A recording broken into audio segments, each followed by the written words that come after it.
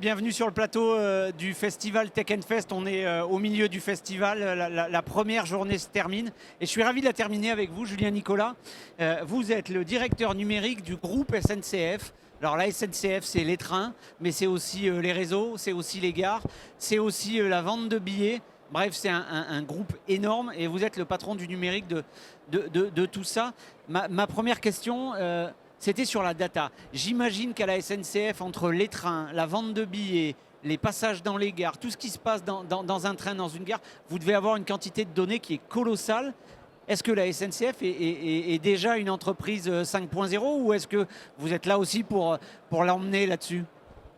Alors oui, il y a une quantité colossale de data à la SNCF, vous l'avez dit, parce que notre empreinte est colossale, 3000 gares, 15 000 trains en circulation chaque jour, des millions de voyageurs, et donc on a beaucoup de data. Beaucoup de data parce qu'en fait, on a d'abord passé des années à savoir la collecter et à choisir celle qu'on allait collecter. Il faut en voir la bonne data. Et donc, ça a été aussi sur le réseau, par exemple, ou dans les gares, mettre des capteurs. Ça a été évidemment le tracking, le suivi de l'analyse de nos audiences sur nos sites ou nos applications. Et ça a été globalement les usages de nos voyageurs. On regarde aussi les flux, on regarde énormément de choses. Donc, ça vous permet, par exemple, de dire il faut qu'on mette un train en plus là, il faut qu'on en enlève un. Effectivement, on voit évidemment les usages, on voit du flux, et derrière, ça nous permet de prendre un certain nombre de décisions. Donc vous l'avez dit, beaucoup de data. Il y avait d'abord la collecte, et une fois qu'on l'a collectée, comment on l'analyse, comment on la travaille. Aujourd'hui, nous, on travaille. Votre question, c'était est-ce que c'est que sur la distribution? Est-ce que c'est sur différents domaines? C'est partout. On l'utilise évidemment dans la distribution et sur SNCF Connect. On l'utilise dans l'industriel, beaucoup dans la maintenance, à la fois la maintenance de l'infrastructure, que ce soit le réseau ou la gare, mais dans la maintenance des trains beaucoup, maintenance prédictive, pour avoir une meilleure disponibilité. Donc oui, on exploite déjà énormément la data.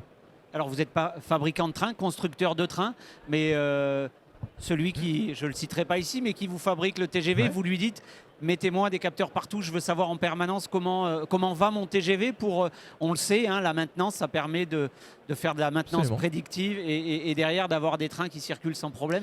Absolument, on travaille avec eux et donc vous pouvez le citer, c'est Alstom et on travaille avec Alstom par exemple sur le TGV M, notre futur TGV, et dans le cahier des charges, il y avait effectivement beaucoup de data qu'on cherchait à avoir pendant la circulation du TGV. Et donc ce nouveau TGV est un TGV qui est connecté, qui pendant toute sa circulation va capter énormément de data, et quand il arrive au technicentre, parce que nous faisons nous-mêmes la maintenance de nos trains, ça permet tout de suite de savoir où est-ce qu'on doit intervenir pour gagner du temps, gagner de la disponibilité, et donc ça effectivement c'est dès la conception qu'on fait ça aujourd'hui. Donc vous discutez avec les industriels qui sont présents sur Tech Fest. Absolument.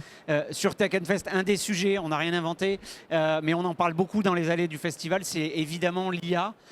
Vous l'utilisez déjà, vous allez l'utiliser. Qu'est-ce que vous imaginez faire avec l'IA? Oui, on l'utilise déjà parce que l'IA, en fait, c'est pas un sujet nouveau. Donc ça fait longtemps qu'on l'utilise dans justement l'amélioration de la maintenance ou sur des sujets marketing. Ce qui est nouveau, c'est l'IA générative. Et donc oui, on va continuer évidemment de l'exploiter, on va aller plus loin, on a commencé, on fait des expérimentations, on travaille déjà avec des LLM, des modèles de données, on en teste d'ailleurs plusieurs et on regarde plusieurs choses, c'est-à-dire à la fois des cas métiers sur comment ça peut nous aider par exemple sur la prédiction de retard, comment ça nous aide sur la maintenance du matériel, mais on regarde évidemment aussi la productivité de nos agences qu'on peut leur donner comme outil, et d'ailleurs on a créé le SNCF Group GPT, c'est-à-dire c'est comme un chat GPT, mais sécurisé, dans lequel on peut déverser des documents SNCF qui, du coup, sont en toute confidentialité et ne viennent pas alimenter une grande base qu'on ne maîtriserait pas. Ça, c'est pour les voyageurs, quoi. C'est un lien entre les voyageurs et la SNCF ou c'est en interne? C'est en interne, c'est pour nos agents, que nos agents, en fait, puissent utiliser déjà la puissance de l'IA générative en mettant des documents, en faisant des comptes rendus, en faisant de la traduction, en cherchant des données. Et donc, on commence à expérimenter cet outil en interne à la SNCF.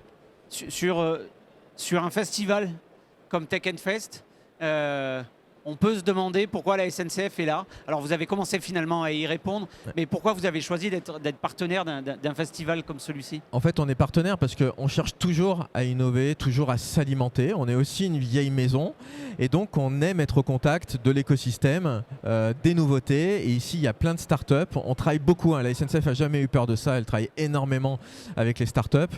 Comme on a une énorme empreinte, on a besoin de startups dans plusieurs univers pour nous aider à accélérer, pour nous aider à nous transformer. Et puis on a une empreinte sur l'ensemble du territoire français. Donc pour nous c'est important aussi de participer à cet écosystème.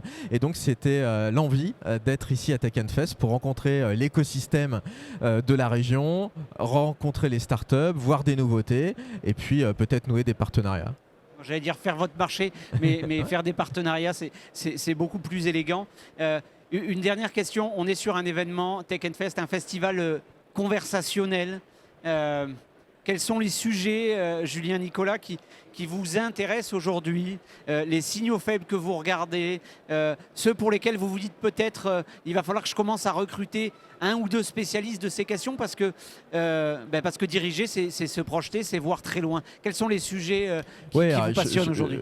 Vous l'avez dit, le sujet majeur aujourd'hui, c'est l'IA générative. Donc on continue de travailler là-dessus, d'attirer les talents là-dessus.